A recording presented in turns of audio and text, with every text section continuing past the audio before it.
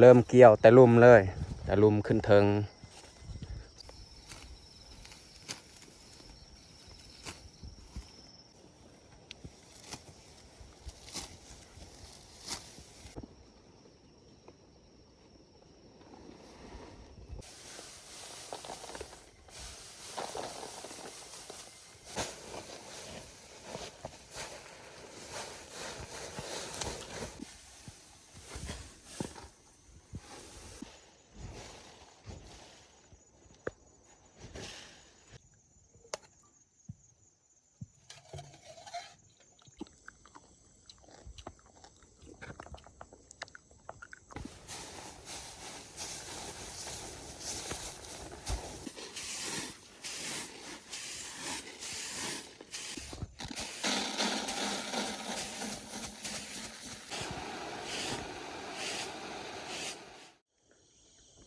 กับสบายดีเบิร์ดสู่คู่สู่คน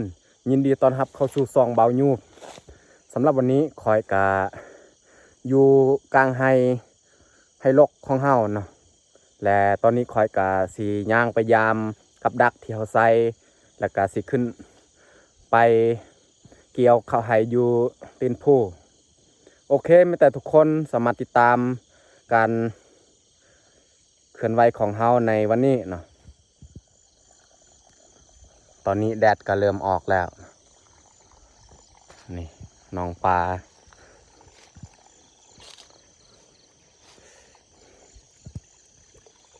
ไม่แต่เฮาสิย่างขึ้นไปเลยพยายามกับดักก้อนเนี่ยจะคอยขึ้นไปเกี่ยวเขาให้อยู่เทิงตีนผู้เขาใส่กับดักก็จะแมนทางที่เขาไปแปลงน้ำกับที่เขาใส่แมนเขาใส่ตามห้วยคือกันตัวนี้เพราะว่าส่วนไร่นี่เขาจะใส่แต่ตามแคมห้วยหรือว่าตามแคมส่วน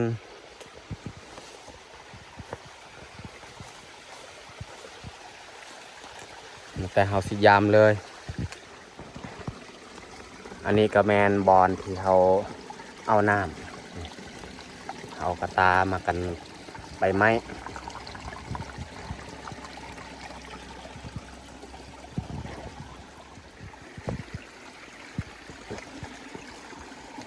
โอ้นี่ลังทำอิฐบดคือ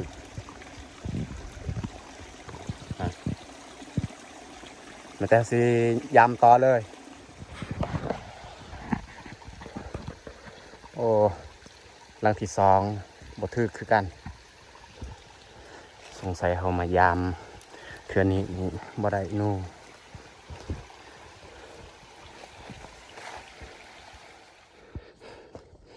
ตอนนี้เขาก็ได้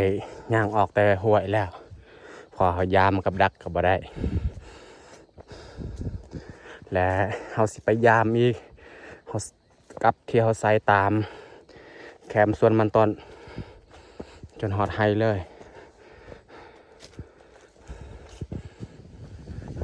น้องแยกนี่ย่างไปก่อนเลยส่วนไอ้ยับกับพี่เอ้ยก็ยังบ่ทันมาเขามาก่อนนี่แม่นเขาจะไปยามกับดักเขาก็เลยมาก่อน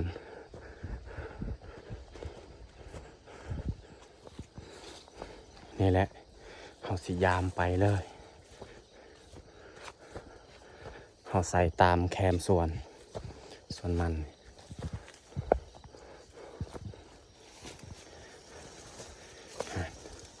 บ่ถึกโอ้ไม่แต่ยามอีกหลังต่อไป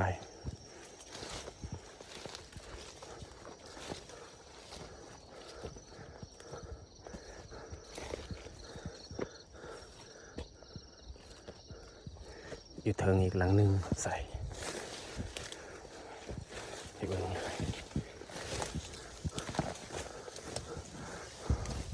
โอ้บ่ถือคือกันอยู่เทิงสงสัยบ่ได้แล้วเอ้าหลังตัวนี้มันลั่นโอ้มันหลุดฮะ แต่คนมันติดโอ้ยเสียดายเสียดายตอนนี้เรายามกับดักก็เบิดแล้วยังเหลือแต่สีลังอันไม่แต่สิให้น้องแยกไปยาวเลยแต่ว่าเรายาม10ปลายลังเนี่ยก็บ่ได้พอโตมีอยู่มันถึกแต่ว่าหลุด2ลังมันหลุดไม่แต่เราสิขึ้นไปเกี่ยวข้าวอันนี้ก็แม่นทางขึ้นไปไห้นะไห้จะแม่นอยู่เทิงส่วงก้อนนี่เขาก็ขึ้นมาแล้วแต่ว่าเขายังบ่ทันสุกเขาก็ได้พักพรอยู่นี่มันสุกเขาก็ขึ้นมาเกี่ยวต่ออีกเพราะว่าเขาชนิดนี้นี่ค่อนข้างมันสุกซ่าเขาก็เลยได้พักแนวพันธุ์ชนิดก้อนมันสุกไวเขาก็เลยได้เกี่ยวพอพักประมาณอาทิตย์ปลายเขาแนวพันธุ์ชนิดนี้ก็สุกแล้วเขาก็ได้ขึ้นมาเกี่ยวต่ออีกอันนี้จะเป็นเทียงไฮเครื่องกลางนี่เขาเอาแล้วส่วนข้าวเจ้าก็ยังบ่ทันสุกเขาสิเกี่ยวเอาแต่ลุ่มเลยแต่ฮะ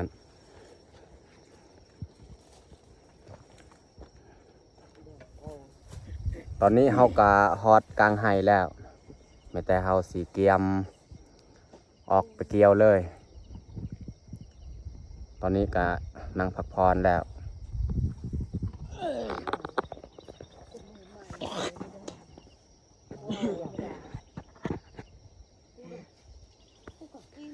เขาเริ่มเกี่ยวแต่ลุ่มเลยแต่ลุ่มขึ้นเทิง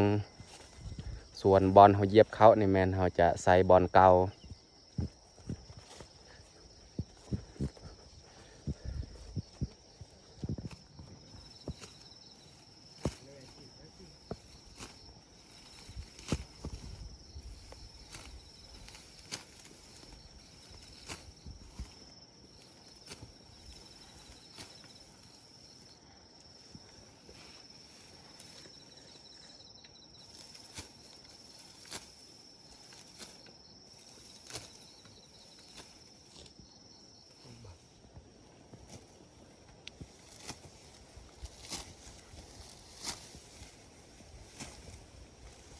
แต่ต้นจริงต้นกันเพราะว่าต้นมันน้อย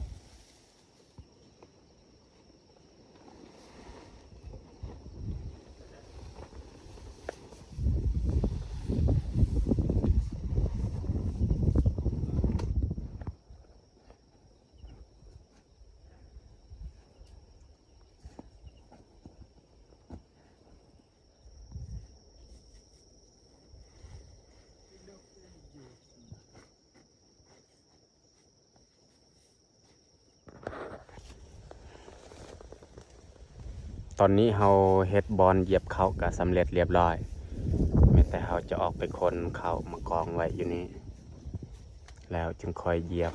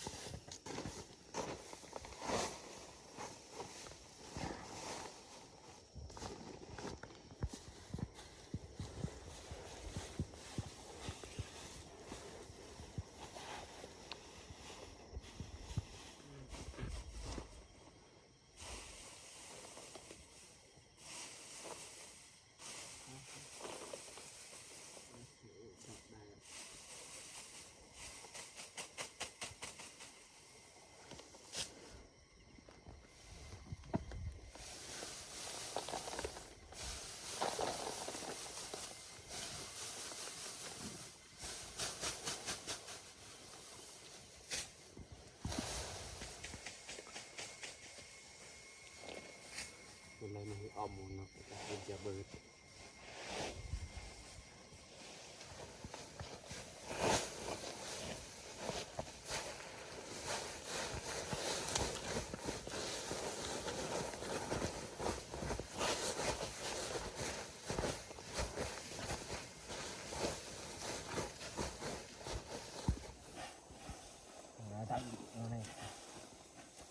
มาเป็นงานแต่เป็นงานตื่นเน็กมาปัดอาจารย์ตอนนี้เราเหยียบเขาก็ได้ครึ่งหนึงแล้วมาแต่เราจะพักเที่ยงกินข้าวก่อนแล้วจึงค่อยเหยียบต่ออีกตอนนี้ก็เวลา 11 โมงแล้ว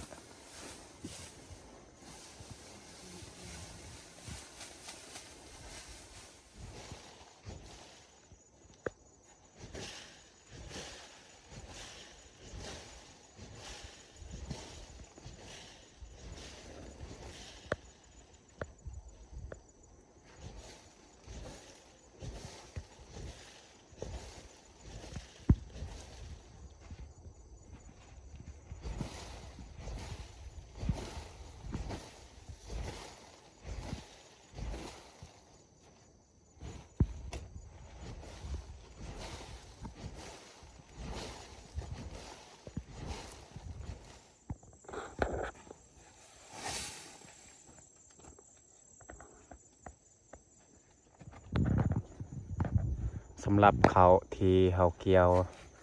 ในตอนเช้านี่เขาคนมาไว้อยู่นี่เบิดแล้ว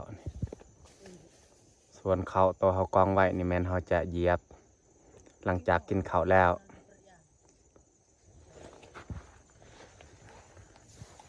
ไม่แต่เขาสีเกียมจัดบอลกินข้าวสำหรับอาหารมื้อนี้ก็แม่นสีมือน้องแยกเป็นคนเฮ็ด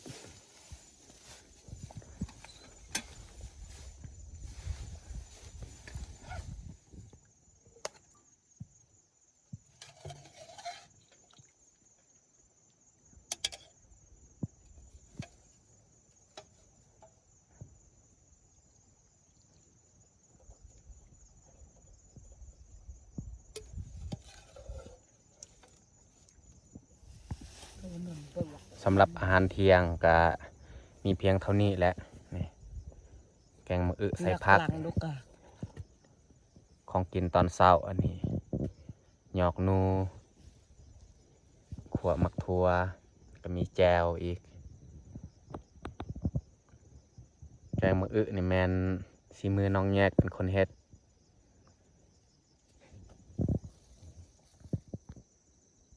ตอนนี้พวกเราก็ได้มานั่งทำกันกินข้าวอยู่กองเฟืองนี่แหละเพราะว่าบอนนี้นี่ห่มน้อยนึงมันบังจากผ้าบัดเอามากินข้าวเที่ยงน้ำกันมากินข้าวเที่ยงมากินข้าวเที่ยงน้ำกันแปลงเนื้อหลักค่ะสีมือน้องใหญ่เฮ็ดกับบติเพิ่นดอก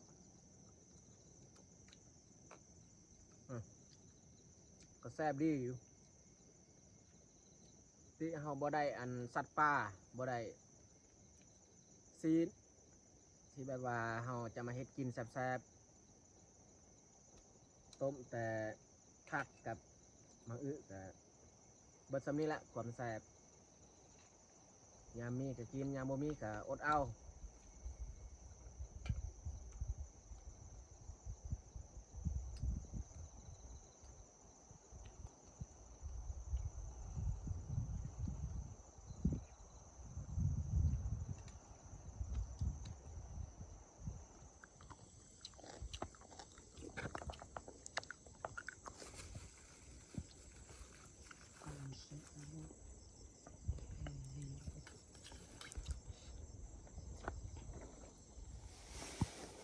หลังจากเขากินข้าวแล้วเขาก็ได้นั่งพักผ่อนตอนนี้เขาก็เริ่มขึ้นมาเหยียบเขาต่อน้องแยกก็ได้ขึ้นมาเหยียบคือกันเพราะว่าให้มันแล้วไว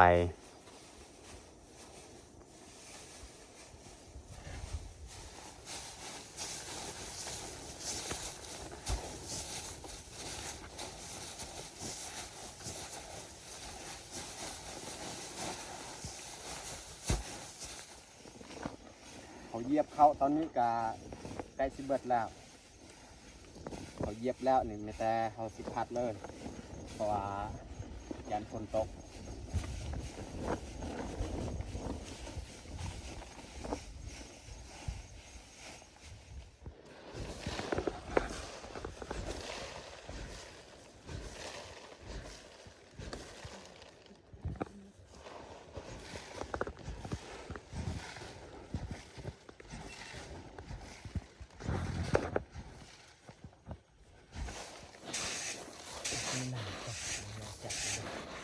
เย้อะไร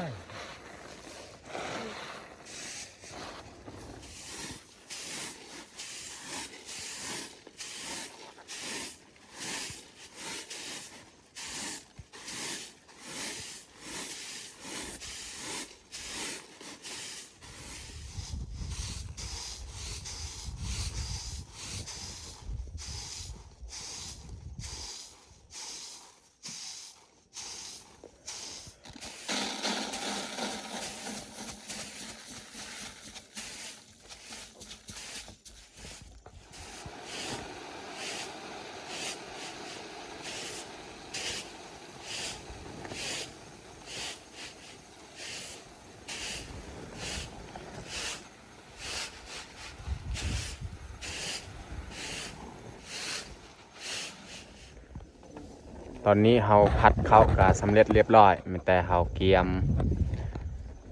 อย่างเมื่อบานเลยเขาที่เขาได้แมน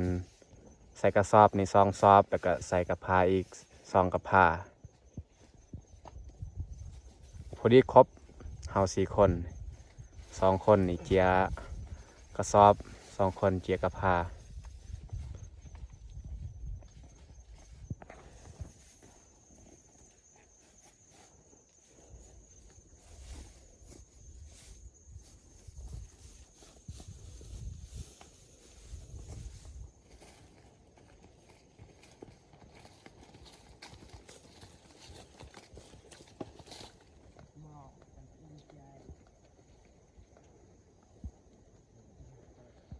นี่ตัวนี้นี่มืออื่นเฮาสิเกี่ยวมืออื่นนี่บางทีเบิดเลยเฮาเกี่ยวเบิดเลยนะ